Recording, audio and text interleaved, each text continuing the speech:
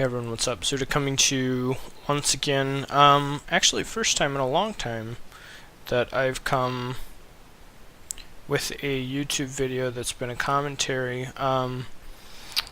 This video is going to be another Babylon analysis. It's going to be some of my own gameplay. If you want to see this game uninterrupted, it's on my Twitch channel, www.twitch.tv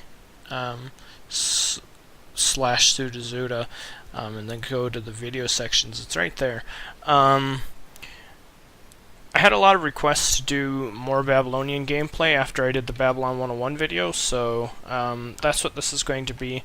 It's a moderately short game. I'll probably end up pausing it quite a bit to slow things down and talk about it, but basically kind of what I want to go over in this video is kind of another build order. If you watch the Babylon 101 video, it kind of had like a stable opening build on it, and I wanted to get something else that didn't entail a stable opening, because although the stable opening is moderately good and moderately safe in a lot of situations, there are also situations where it's not really all that great. So this is against Azadazu. He's playing Celts, I'm playing Babylon.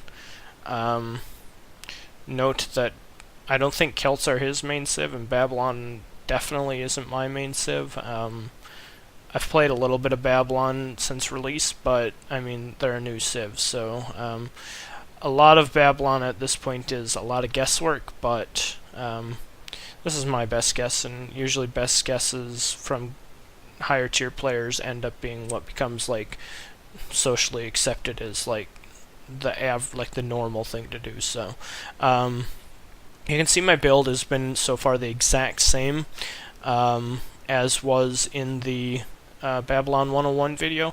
I've got 3 villagers over to my first hunt, 3 villagers over to my wood line, and then I'm making an additional 2 villagers and another ox cart to go to my second hunt. So you want a total of 3 on food and then a total of 3 on wood, making ox cart for the wood, and then making another ox cart, and then getting an additional 2 on wood, preferably at a different location. If you're not going to have a separate location, say it's like Arabia and you don't have a hunt and you're on berries, or it's like Treasure Island and you only have one like viable hunt, then you can just skip the second ox cart. But in general, getting another ox cart and then another hunt will help you in your transition. It'll keep your villagers from running around. So, and then as soon as you have the ability to drop the ziggurat, do that, and you should be on your way aging up. An interesting thing to note is Babylon in general doesn't open barracks that much against that many civs. And the reason that is because they don't have a Hippospis unit in their barracks, so it's a lot riskier for them to open barracks in Age 1, because they just don't have like the multiple unit types that can come out of it, and it doesn't really adapt to as many situations as, say, a Greek barracks would, or an Egyptian barracks. So fast aging for different military buildings tends to be kind of more the norm. So you can see here, as soon as I get aged up, I build an archery range, and I'm going to pause for a first second here because this is the first kind of like main point that's to discuss. When you age up with Babylon, assuming you haven't done a barracks start, if we think through all of our options right here, the barracks start is, it's an option, but then you're doing what? You're forced into making Spearmen in Age 1, and Spearmen in Age 1 against Celt seems kind of pointless, because Celt doesn't have a single cavalry unit they can make. If like it was Oasis and their hunts were really, really, really far out front, and you knew that like right away, maybe you could convince me that it was an okay thing to do. But even then, it's a really big gold sink early, with Celt Spearmen, or not Celt Spearmen, Babylonian Spearmen costing 35 gold. And I would still almost argue that it's almost never viable for that reason alone, really, to do a barracks opening with Babylon. And so, barracks immediately kind of goes out the window. A secondary option that you can do against Celt would be to open stable. An opening stable is it's okay. It would probably work. The only difficulty you're going to have is there's going to be kind of like that awkward timing where if they go like double racks and just pump out really cheap, really effective spearmen, you might just die to a timing push. Which kind of leaves us with the last option that I chose, and that's to go with the archery range. Going stable can work, but like I said, if they open double barracks and just ram spearmen down your throat, especially if you've got like a hunt that's exposed or your gold's exposed or anything is exposed, you can really be in a lot of trouble. I'm not saying that a stable build won't work. I think just in general it's quite a bit more risky, and there's really no need to take a risk. So in this game, I opened archery range, and I think in general that's a pretty good thing to do. I think that works really well against Celts, and I think it works really good against Egypt as well, for similar reasons. So you can see I'm just doing all the normal stuff, building houses, trying not to get popped, building an archery range, getting the first wood gathering upgrade, which will help me even more. I'm on purpose not getting the gold mining upgrade so that I can get a second military building up even faster. And I think I've talked about that in a couple other videos, the importance of not doing that. So you can see as soon as that, almost when that archery range is done, I've got another one that I immediately drop down. And I'm a little slow on the uptake. I should be training a unit right now. But here it comes. It should start coming. And notice I queue up a bowman and a slinger. I don't know if I've got him scouted yet. I think I scout him here a little late. He ends up opening archery range, which is what prompts me into making quite a few slingers early on, just because he's going to be making slingers of his own. Note, if he had made a barracks instead, I'd be much more inclined to be making more bowmen. But alas, he's making archery range, and so I adapt accordingly. Also, I believe at this point I must have the archery range scouted. Yeah, I probably do. Notice that I throw down a barracks, and that barracks' sole purpose is to make shield bearers.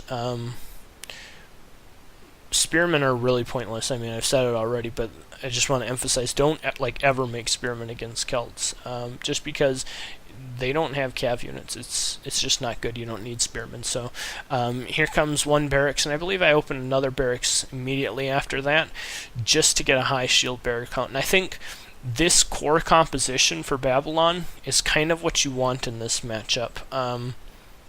It does a couple of things. It forces them to make long swords. Long swords cost a lot of gold, which makes them slightly more awkward to macro.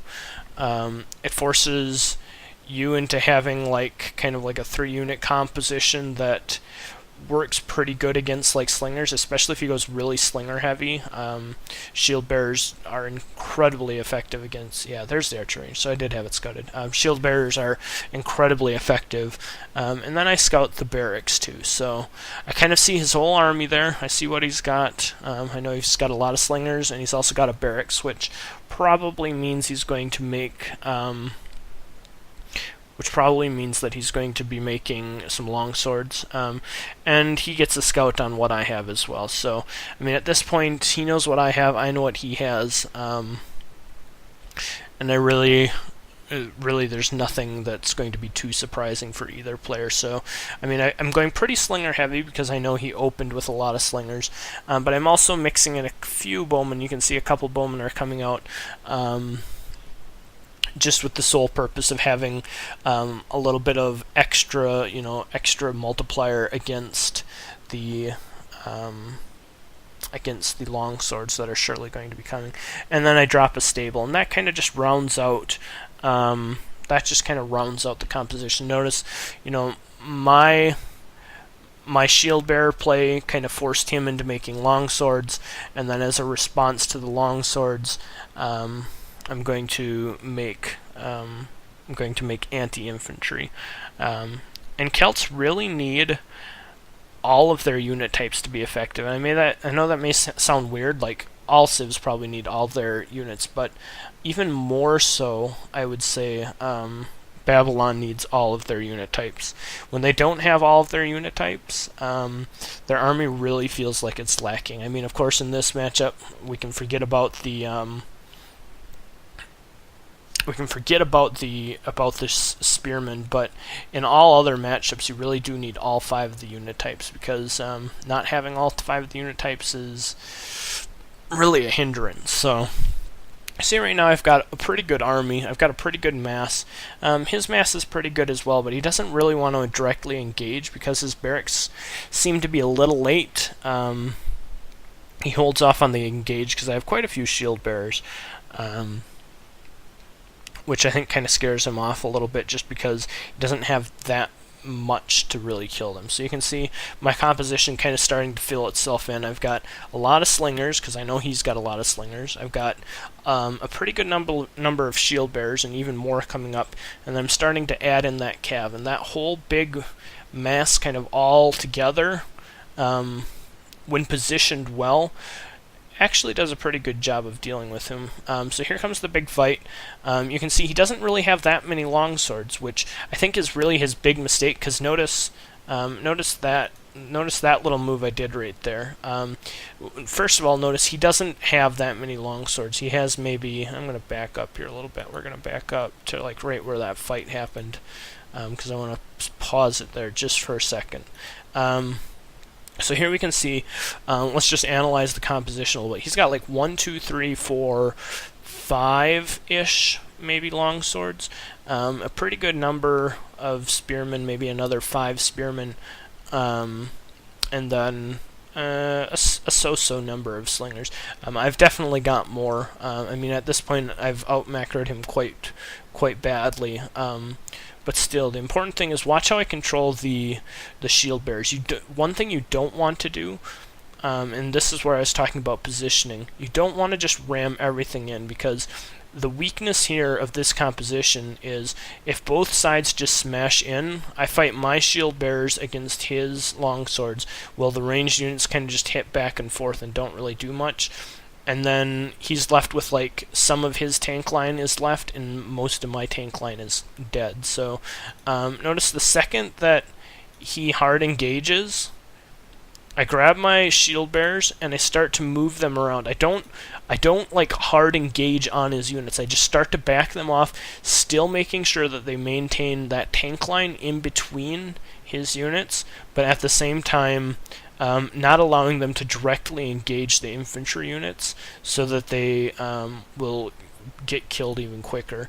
And then once my units have started to kill some of his longswords, then I go ahead and manually control the shield bearers and kind of split them off so that they've got this nice big spread, making it as hard as possible for his units to effectively micro onto my units. Ideally, he wants to be trying to select like 2 or 3 slingers at a time and trying to focus down my archer composition.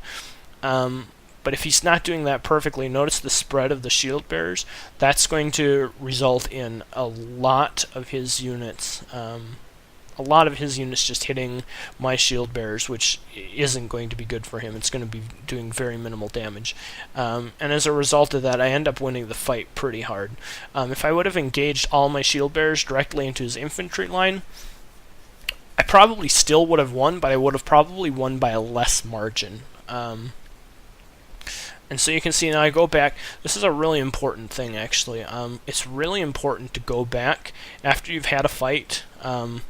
Set up your economy, make sure everything's going to be good at home, mass up a little bit, make sure you build the advantage you just have, and then do something about it. Don't immediately after you win a fight just like, think, hey, this is easy, I can just like smash right back into his base, because if you push into his base without being fully prepared, things can go bad. So notice I get all my houses up, I get my population going, make sure I'm not going to get housed, I get the right unit composition that I want to work with, and then I go forward. I don't just blindly chase after him and I don't blindly chase after him and just kind of smash into his base. I get everything set up. I take a minute or two. I get, the right production facilities. I get, my villagers all gathering in the right locations where I want them, and make sure everything is set before I go forward. And notice now I'm approaching max population. I've got a pretty good mix. I've got a good number of cav and shield bearers, and then I've also got that big wall of slingers in the back. So, I think most intelligent people can tell right now that the game is pretty over, and I just want to emphasize how important this composition is. It's really easy to get messed up with your composition for Babylon because there's so many units. And when there's so many different units and so many unit types, it's really easy to not get it right. People, I think, tend to overbuild on archery ranges, especially. Notice there, once again, I just get all the shield bearers wedged in there on his slingers just because it's going to be really hard for him to deal with.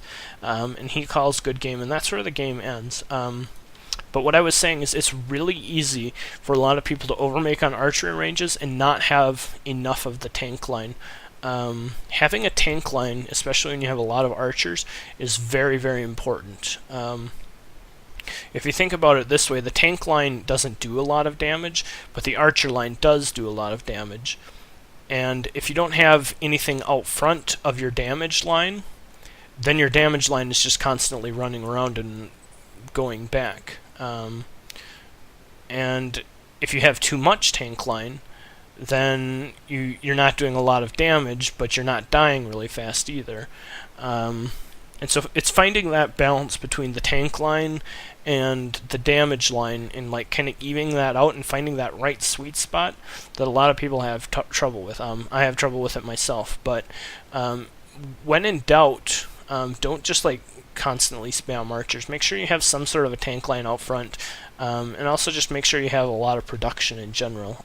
Babylon tends to have a really strong army. Notice that like the 10-30 mark or whatever it's at, I'm already up to 40 villagers. I haven't missed an awful lot of villager production.